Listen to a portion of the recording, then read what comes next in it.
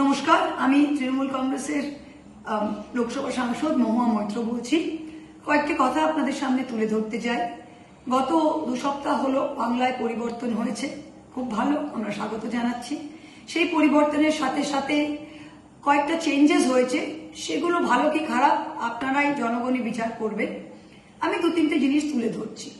গত 13ই মে থেকে আজকে 18, গত 5 দিন গ্রামে গঞ্জে গ্রামীণ এলাকায় পুলিশ অতি সক্রিয় হয়েছে। কেন?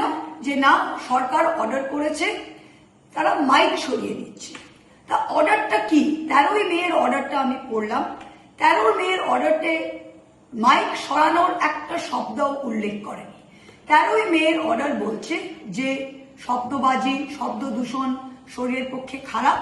2004 সালের একটা West Bengal pollution control board, Paschimbangla দূষণ নিয়ন্ত্রণ পর্ষদের একটি অর্ডারকে দেখিয়ে বলছে যে যেখানে মানুষের বসবাস করে রেসিডেন্সিয়াল এরিয়া, সেখানে 45 থেকে 55 ডেসিবেল লিমিট, এবং যেটা সাইলেন্ট জোন মানে হাসপাতাল, স্কুল, কলেজের 100 মিটারের পাশাপাশি, সেখানে 40 থেকে 50 ডেসিবেলে মাইক যদি চলে তবে সকাল 6টা থেকে 10টা চলবে, আর তারপরে ওই টাইমে।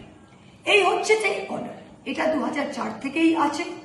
এখন সরকার বলছে এটা আমাদের বাস্তবায়িত করতে হবে। খুব ভালো, তা বাস্তবায়িত করুন। আজকের দিনে তো দেশ একটা ধর্মনিরপেক্ষ দেশ, সেকুলার কান্ট্রি। আজকের দিনে সংবিধান এবং আইন সবার জন্য এক। আগামী দিনে আপনারা চেঞ্জ করবেন সেটা আলাদা ব্যাপার। আজকের দিনে দাঁড়িয়ে সব ধর্মের সকল মানুষের জন্য আইন কিন্তু এক।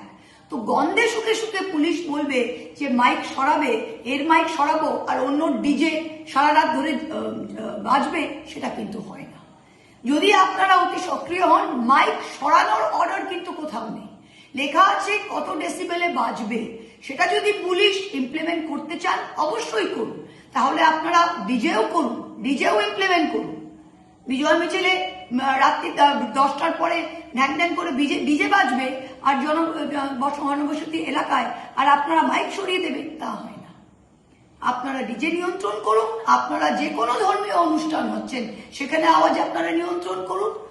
সবার জন্য এক রুল, এটাই তো দেশের নিয়ম। আমরা স্বাগত জানাচ্ছি যদি আপনারা কঠোর পদক্ষেপ নিচ্ছেন, কিন্তু একটাই জিনিস, আইনটা যেন সকলের জন্য এক হয়। এর গন্ধ শুকে এর জন্য এক আইন আর অন্য গন্ধ শুকে ওর জন্য এক আইন, এটা করবেন না, এটা করা ঠিক নয়। 2 নম্বর যেটা আপনারা আরম্ভ করেছেন, এই সরকার আরম্ভ করেছে যে ঠিক কুরবানির আগে গরু বেচা কেনা বন্ধ। খুব ভালো, গরু বেচা কেনা বন্ধ, কুরবানি দেওয়া যাবে না, 14 বছরের ওপরে দেওয়া যাবে না, গরু হাটে আপনারা ক্র্যাকডাউন করছেন, গরু যদি এদিক থেকে ওদিক ট্রান্সপোর্ট হচ্ছে আপনারা গাড়ি ধরছেন। আপনাদের কয়েকজন নতুন নবনির্বাচিত বিধায়ক দেখছি বলছে গরুর আবার বার্থ সার্টিফিকেট চাই। আগামী দিনে হয়তো গরুর আধার কার্ড, ভোটার কার্ড দরকার হবে। কিন্তু যাই হোক, সেটা একদিকে রেখে যদি আমি বলি, আচ্ছা এই যে ব্যবসাটা আপনারা বলছেন, আপনারা তো ডিমান্ড সাইডটা দেখছেন, আর সাপ্লাই সাইডটা, এই যে গরু, এটা কোথা থেকে আসছে? গরু এই রিয়ারিং, এই গরু পোষা, গরুর ব্যবসাটা কারা করছে? অধিকাংশ আমাদের এলাকায় অ্যাটলিস্ট এরা ঘোষেরা করছে। কি করছে? একটা গরু কে আপনি যদি পোষেন, একটা গরুকে খাবার দিয়ে রাখা কত খরচ জানেন? গ্রামের মহিলারা এই গরুর পোষণ করে। তারা কি করে? তারা সোনার গয়না বন্ধক রেখে, ধার দেনা করে, বন্ধন ব্যাংক থেকে টাকা লোন করে, স্বনির্ভর গোষ্ঠী থেকে টাকা লোন করে 5 লক্ষ 6 লক্ষ টাকা করে এক একটা গরু পোষে, যাতে 9 লক্ষ টাকা সেটা বিক্রি হয়। সেখানে কি হচ্ছে? সেখানে আপনারা 10 দিন আগে বলছেন এই ব্যবসা বন্ধ, সব হাট বন্ধ। ঠিক আছে, মানুষ কুরবানি দিল না, কিন্তু যারা এতদিন ধরে টাকা খরচ করে, সোনা বন্ধক রেখে, দেনা নিয়ে, বাচ্চার পড়াশোনা বন্ধ করে যারা করেছে, যেই ঘোষেরা, যেই পরিবাররা, তাদের কি হবে? এটা আপনারা ভেবেছেন? আপনারা ভাবছেন এক সম্প্রদায়কে টাইট দেবেন। এক সম্প্রদায়কে টাইট দিতে দিতে তো সকল সম্প্রদায় টাইট হয়ে যাবে, সকল গরিব মানুষের পেটে লাথি। এটা বলতে লজ্জা কি আছে? আমি তো কোনো সাম্প্রদায়িক কথাবার্তা বলছি না, আমি যুক্তিসঙ্গত কথা বলছি, যেটা আমার রিয়ালিটি, যেটা আমার গ্রাউন্ড রিয়ালিটি। আমি একজন পাবলিক রিপ্রেজেন্টেটিভ, একজন জনপ্রতিনিধি, এটা আমাকে তুলে ধরতেই হবে। তা মানুষটা একবার ভাবুন যে কি হচ্ছে আর এটা কি হওয়া উচিত। নমস্কার।